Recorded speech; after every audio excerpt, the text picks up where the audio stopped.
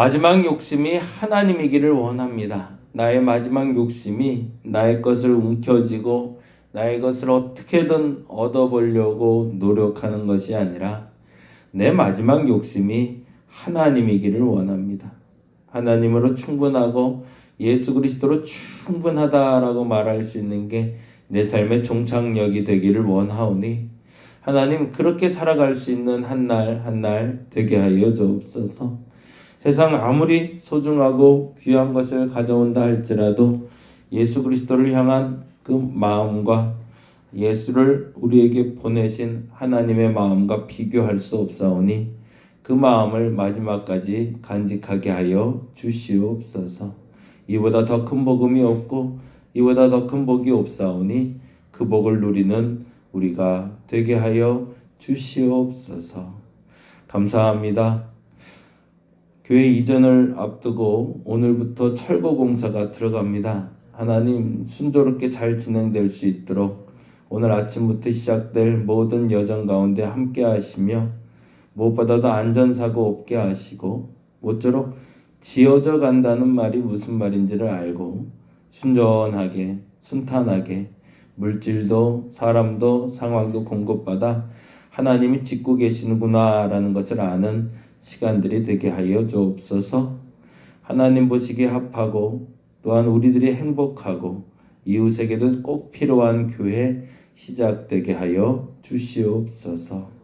감사합니다. 고마우신 예수님 이름으로 기도드렸습니다. 아멘. 아멘. 시편 90 오늘은 6편 보는 날이죠.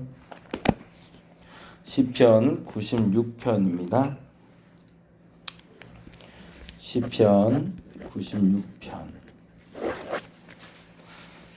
1절에서 13절까지 오늘 공사는 7시 반에 들어온대요. 아침 7시 반인가 8시 사이에 와서 뭐 8시간 일이니까 뭐 4시나 5시면 끝나고 갈 것 같은데 5시면 끝나요.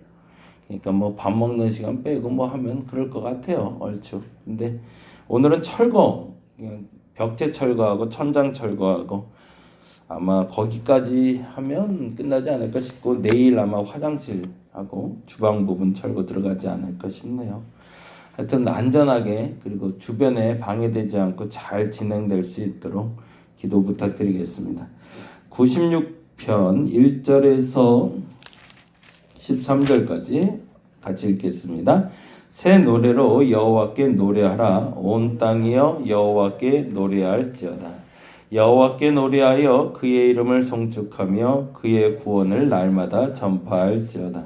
그의 영광을 백성들 가운데에 그의 기이한 행적을 만민 가운데 선포할지어다.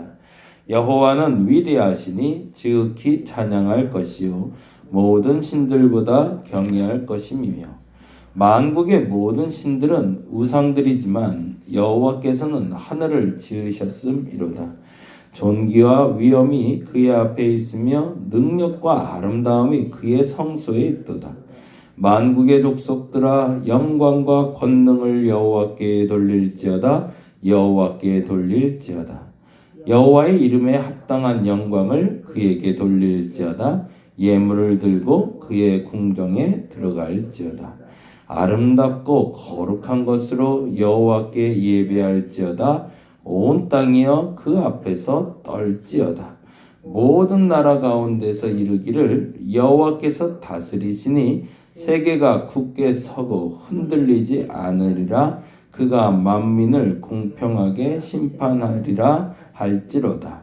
하늘은 기뻐하고 땅은 즐거워하며 바다와 거기에 충만한 것이 외치고 밭과 그 가운데 있는 모든 것은 즐거워할지어다. 그때 숲의 모든 나무들이 여호와 앞에서 즐거이 노래하리니 그가 임하시되 땅을 심판하러 임하실 것임이라. 그가 의로 세계를 심판하시며 그의 진실하심에 백성을 심판하시리로다. 아멘. 오늘 시편은 표제는 없어요.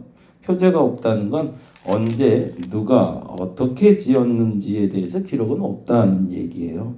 그런데 오늘 시편은 이때 지은 게 맞다라고 말할 수 있는 어떤 근거 조건이 되는 게 있는데 그게 바로 역대상입니다. 역대상 한번 볼까요? 역대상 16장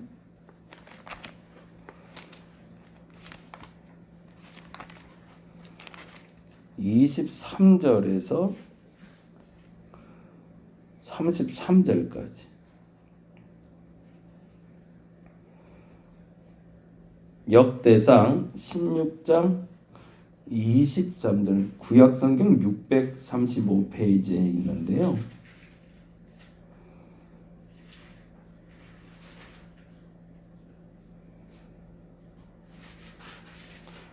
보시면은 이렇게 기록이 되어 있어요. 23절부터 33절인데 온 땅이여 여호와께 노래하며 그의 구원을 날마다 선포할지어다. 그의 영광을 모든 민족 중에 그의 기이한 행적을 만민 중에 선포할지어다. 여호와는 위대하시니 극진히 찬양할 것이요 모든 신보다 경외할 것이며 만국의 모든 신은 헛것이나 여호와께서는 하늘을 지으셨도다. 무슨 좀 느낌이 오시나요? 똑같지 않나요? 예. 시편 96편에 있는 시편하고요. 역대상 16장 23절에서 33절까지 단어가 같아요. 그러면 사실은 이 시편은 이때 지은 게 맞구나라고 얘기하겠죠. 그러면 이 시가 읽혀졌던 때가 언제인지를 이렇게 살펴보니까 16장 전에 15장을 보니 다윗이 자기 성으로 하나님에게를 옮길 때 있었던 일. 그러면 이 시가 그 의도를 가지고 쓴 시구나라고 읽을 수 있을 것 같아요. 그럼 무슨 말이냐면 다윗은 안 되는 게 많았던 사람이죠. 근데 아둘람 사건이 그에겐 기점이 돼요. 아둘람 굴에서 당신을 기억하고 있는 사람들이 있다는 걸 알게 되고 하나님은 나를 잊지 않았다는 것을 그 언약을 다시 한번 갱신하게 됩니다. 그러고 나서 아둘람에서 다시 한번 회복의 기운을 얻고 다윗이 일어났을 때 이미 다윗에게 하나님이 이스라엘을 넘겨주셨죠. 그러고 나서 모든 것이 승승장구였어요. 그때부터는 한 번도 주눅들 필요도 없고 하는 일마다 이제 형통했는데 문제는 나라가 다스릴 수 있는 자리에 와 있고 북이스라엘도 남유다도 다 내 손에 들어왔고 심지어 예루살렘이라는 성소도 만들어 놨는데 그 수도도 만들어 놨는데 하나가 안 되는 거예요. 근데 그 하나가 뭐였냐면 예루살렘으로 하나님의 성소를 옮기는 일이었습니다. 건물은 지을 수 있었지만 하나님의 궤를 옮겨오는 게 세상 어려운 일이었어요. 건물 짓는 건 사람들이 지었지만 그 건물 안으로 하나님의 궤가 들어와야 진짜가 되니까. 그래서 그 법궤를 옮기다가 베레스 우스타 사건이 터지죠. 내 맘대로 해도 되는 줄 알았거든요. 법궤 옮기는 것도. 근데 그것이 내 맘대로 되는 게 아니라는 걸 알게 된 사건이 바로 이 법궤를 옮기는 사건이고 더 정확히 말하면 수도를 만들고 사람을 만들고 환경을 만드는 건 내가 할 수 있어도 하나님의 임재를 가져오는 건 내가 하는 게 아니라는 걸 알게 된 사건이 바로 다윗의 언약궤 사건입니다. 그래서 그 시를 기억하면서 보면 96편의 시가 훨씬 더 쉽게 읽어지죠. 96편 1절에 보면 이렇게 되어 있죠. 새 노래로 여호와께 노래하라 라고. 이 말이 어떤 의도인지가 이제 읽어질 수 있는 거죠. 왜 새 노래라고 했을까? 사실은 다윗의 입장에서는 지금까지 모든 것에 대해서 잊혀지게 될 수 있는 사건이길 원하는 거죠. 과거에 내가 생각했던 거하고 전혀 다른 일이 벌어졌구나라는 것을 알게 된 겁니다. 그래서 새 노래라는 단어를 쓰고 있죠. 우리가 성전 이전을 놓고 계속 기도하고 있어요. 공간 이동을 놓고 기도하는데 공간 바꾸는 건 사람이 할 수 있는 것 같아요. 좀 더 넓혀가는 것도 사람이 할 수 있고 좀 더 좋은 곳으로 가는 거. 어제 우리 젊은 집사들 마지막 만나서 같이 이야기하면서 그런 얘기 했는데 목사님이 거기 고집하시니까 거기로 가긴 하는데 더 좋은 데도 있었을 텐데 그런 얘기들 하더라고요. 얼마나 감사한가 몰라요. 그런 마음조차가 감사한데 어찌 보면 제가 선택했을 수도 있다라는 그런 생각들도 들 수 있겠죠. 근데 하나님이 정해놓으셨다는 믿음으로 간 시간들이 되었으면 좋겠습니다. 근데 중요한 건 어느 장소인지가 중요한 것이 아니라 그곳에 하나님의 영이 임하는가, 하나님의 영이 임하지 않는가에 따라서 달라지겠죠. 2015년 11월 8일 날 개척해서 딱 5년이 되던 날, 그게 어제였는데 이제 새 노래로 여호와를 찬양했으면 좋겠습니다. 과거에 있던 일들이 잘못했다는 것이 아니라 새 마음으로 하나님의 주권을 인정하는 날이 오늘이 되었으면 좋겠고, 또 우리의 마음이 그랬으면 좋겠습니다. 그러고 나서 이렇게 얘기합니다. 96편 1절에서 4절까지는 하나님에 대한 찬양으로 계속 이어지고 있는데요. 참 재미난 단어가 나오고 있어요. 그게 바로 10절부터인데 10절 한번 볼까요? 10절 같이 한번 읽어봅니다. 모든 나라 가운데서 이르기를 여호와께서 다스리시니 세계가 굳게 서고 흔들리지 않으리라. 거기다가 줄을 좀 쳐놓죠. 여호와께서 다스리시니 세계가 굳게 서고 흔들리지 않으리라. 그것이 맞는 거죠. 우리 교회가 그랬으면 좋겠고 우리 성도들이 그랬으면 좋겠습니다. 나를 다스리는 게 하나님일 때 흔들리지 않는 겁니다. 견고할 수 있었던 이유는 기반이 튼튼하기 때문이죠. 흔들리지 않는 이유는 기반이 흔들리지 않았기 때문이죠. 그런데 우리가 자꾸 흔들리는 이유는 아직도 기반이 나이기 때문이죠. 다윗이 자꾸 혼돈이 됐거든요. 법궤를 옮기는 게 맞나? 틀린가? 아니 그냥 옮기지 말고 살까? 그래도 괜찮은데 그런데 안 되겠는 거죠. 법궤를 옮겨야 되겠어요. 왜냐하면 기초는 하나님이어야 되니까, 기본이 하나님이어야 되니까. 그래서 하나님을 옮겨오는 일을 시작을 했고 그 옮겨오는 과정에서 깨닫게 된 거죠. 굳게 서고 흔들리지 않을 수 있는 방법은 하나님의 기초가 되는 거다. 그리고 나서 이렇게 얘기합니다. 10절에 보니 모든 나라 가운데 이르기를 여호와께서 다스리시니 세계가 굳게 서고 흔들리지 않으리라. 그 다음에 이렇게 되어 있죠. 그가 만민을 어떻게 한대요? 공평하게 심판하시리라. 그래서 하나님이 흔들리지 않는 거죠. 하나님은 편애하지 않기 때문입니다. 다윗은 그걸 알게 된 거죠. 자기가 사울보다 낫기 때문에 택한 게 아닌 것도 알았고요. 자기가 잘나서 왕이 되지 않았던 것도 알게 된 거죠. 자기가 베레스 오사 사건으로 그 법궤를 옮기지 못한 이유는 내게 특별한 잘못이 있어서나 아니면 내게 남들에게 말하지 못할 고충이 있어서가 아니라 모든 사람을 공평하게 여기시는 하나님이 바른 방법이 아니면 왕이라 할지라도 안 돼 라고 얘기하시는 거죠. 네가 생각하는 그 방법이 아무리 옳다고 주장해도, 아무리 큰 권력을 갖고 있다 할지라도, 아무리 좋은 것을 할 수 있다라고 말한다 할지라도 바른 방법이 아니면 안 돼 라고 이야기하는 게 하나님의 방식이었던 겁니다. 그래서 하나님 앞에서 흔들리지 않을 수 있는 방법은 내가 왕이기 때문에, 나는 목사기 때문에, 너는 집사기 때문에 이런 기준이 아니라 모두가 공평하게 심판받고 인정받을 것이라는 하나님 앞에서의 그 기초가 바로 섰을 때 흔들리지 않는다는 겁니다. 우리 다리목교회가 그랬으면 좋겠습니다.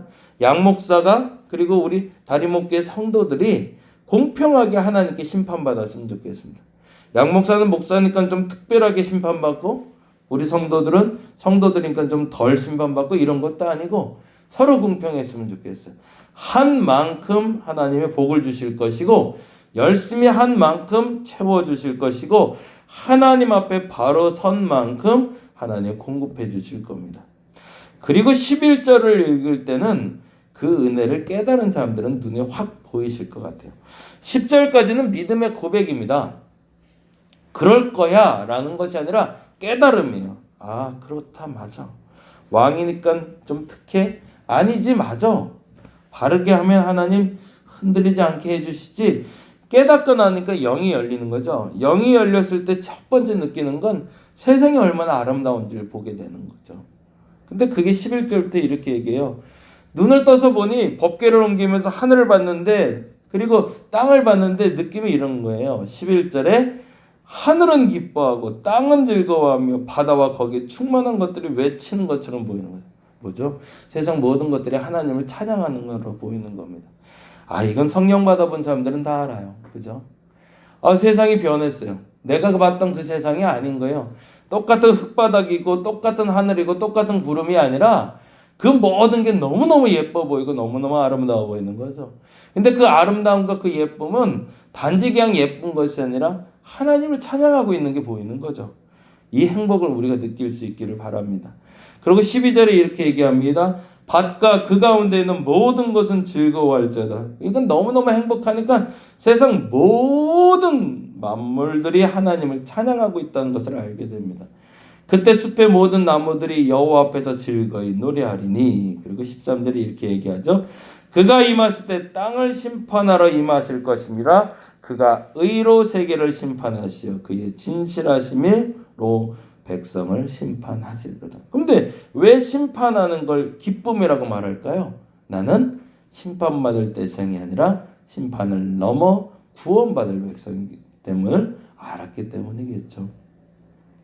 성전 이전을 하면서 장소 이전을 하면서 그 생각을 계속 하게 돼요. 무엇을 위해서 짓는 곳이 되어야 되는가? 근데 계속 주시는 마음은 지어져 간다라는 거고요. 지어져 갈 때 크게 세 가지를 기도합니다. 꼭 잊지 않고 기도해서 하나님이 좋으셨으면 좋겠어요. 하나님이. 두 번째는 우리 성도들이 행복했으면 좋겠어요. 그리고 마지막으로는 지역에 필요한 곳이 됐으면 좋겠어요. 오늘 새벽에 꿈을 꿨는데 새벽 3시쯤에 집에 누가 왔어요. 문을 열어 띵동 하고 딱 봤는데 고개를 이렇게 돌리고 있어서 모르겠어요. 요즘 택배 기사들 이렇게 얼굴 안 보여주잖아요. 물건 놓고 그냥 가잖아요.